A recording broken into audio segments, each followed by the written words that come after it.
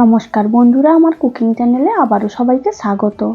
আজকে আবারও একটা দারুণ ইউনিক রেসিপি নিয়ে হাজির হয়েছি।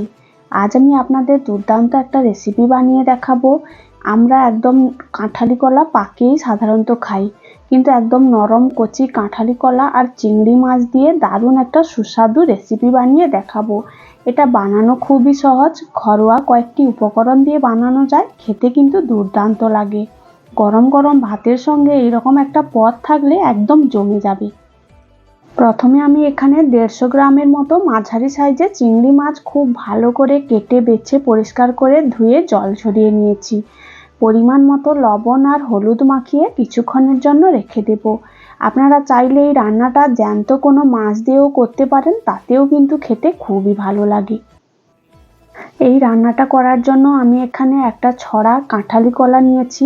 এই কলাগুলো কিন্তু একদম নরম কচি। আর নিয়েছি 2টো আলু। এই কলা দিয়ে আপনারা এই রেসিপিটা একবার বানিয়ে দেখতে পারেন, খেতে কিন্তু অসাধারণ হয়। তারপর একটা বটি দিয়ে কলাগুলো খুব ভালো করে কেটে পরিষ্কার করে নেব। প্রথমে কলাগুলো ছাল খুব ভালো করে ছিলে ফেলে দিতে হবে। তারপর কলাগুলো 4 টুকরো করে নেব। আমি প্রথমে কলাটা 4 টুকরো করেছিলাম, তারপর সবগুলো কলা আমি 2 টুকরো করে কেটে নিয়েছি। এইভাবে আমি সবগুলো কলা কেটে পরিষ্কার করে হলুদ জলের মধ্যে ফেলে দেব। কলার যে একটা কালো কষ থাকে, ওটা কিন্তু খুব সহজে বেরিয়ে যাবে আর রান্নাটা একদম কালো হবে না। এইভাবে আমি সবগুলো কলা কেটে হলুদ জলের মধ্যে 10 মিনিটের মতো ফেলে রাখবো। সবগুলো কলা আমি খুব ভালো করে কেটে পরিষ্কার করে হলুদ জলের মধ্যে ফেলে দিয়েছি। আলুগুলো খুব ভালো করে ছিলে পরিষ্কার করে কলার মতো একটু মোটা মোটা লম্বা লম্বা করে কেটে ওই জলের মধ্যে ফেলে দেব। সবগুলো আলু কলা খুব ভালো করে কেটে 10 মিনিটের মতো হলুদ জলের মধ্যে ফেলে রেখেছিলাম। এরপর হাত দিয়ে চটকে চটকে খুব ভালো করে ধুয়ে পরিষ্কার করে নেব। জল পাল্টে পাল্টে 3 থেকে 4 বার খুব ভালো করে ধুয়ে নিতে হবে। মাছ সবজি সব কাটা হয়ে গেছে। এরপর আমি মশলাটা রেডি করে নেব। একটা মিক্সির বাটির মধ্যে নিয়ে নেব 1 চামচ ধনে, 1 চামচ জিরে, 1 চামচ কালো সর্ষে আর অর্ধেকটা টমেটো আমি খুব ভালো করে কুচি করে রেখেছিলাম টমেটো, 2টো কাঁচা লঙ্কা আর নিয়ে নেব অল্প একটু আদা। মিক্সিতে খুব মিহি পেস্ট করে নেব। মশলাটাও করে নিয়েছি। এরপর রান্নাটা করে নেব। গ্যাসের মধ্যে একটা কড়াই বসিয়ে ওর মধ্যে বেশ খানিকটা জল দিয়ে ধুয়ে পরিষ্কার করে রাখা কলা আলুগুলো দিয়ে দেব। তারপর পরিমাণ মতো লবণ আর হলুদ দিয়ে একটা ঢাকনা দিয়ে কলা আর আলুগুলো 60 থেকে 70% মতো সেদ্ধ করে নেব। এইভাবে সেদ্ধ করব, এর বেশি আর করব না। এইভাবে সেদ্ধ করলে ওর কষটা খুব সহজেই বেরিয়ে যাবে। কলা আলুগুলো সেদ্ধ করে নামিয়ে নিয়েছি। ওই কড়াইটা আবারও ধুয়ে পরিষ্কার করে গ্যাসের মধ্যে বসিয়ে দিয়েছি। তারপর ওর মধ্যে 2 চামচের মতো সর্ষের তেল দিয়ে দেব। আগে থেকে লবণ হলুদ মাখানো চিংড়ি মাছগুলো দিয়ে হালকা করে ভেজে নামিয়ে নেব। একদম কড়া করে ভাজবো না, তাহলে চিংড়ি মাছগুলো শক্ত হয়ে যাবে।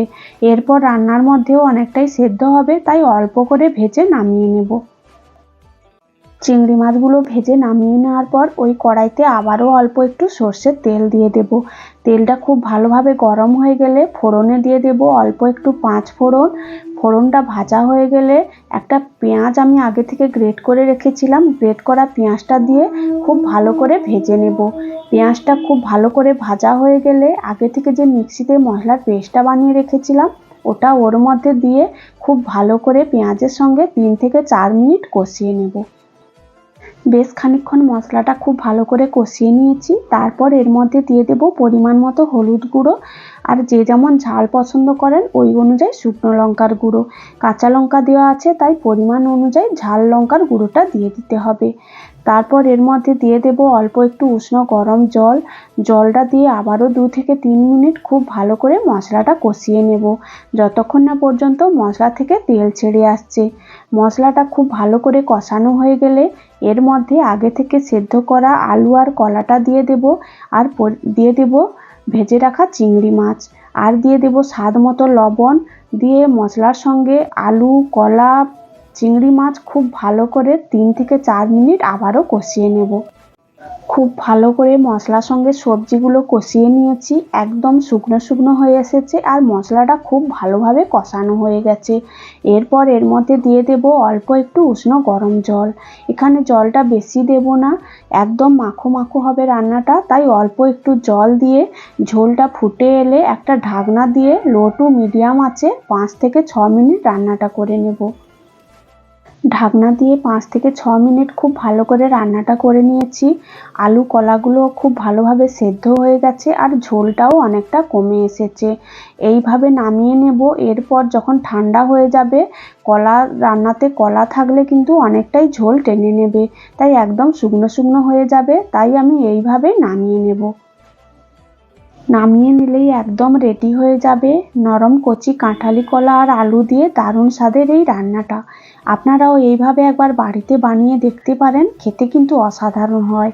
ভিডিওটি ভালো লাগলে লাইক কমেন্ট শেয়ার ও আমার চ্যানেলটা সাবস্ক্রাইব করে দেবেন।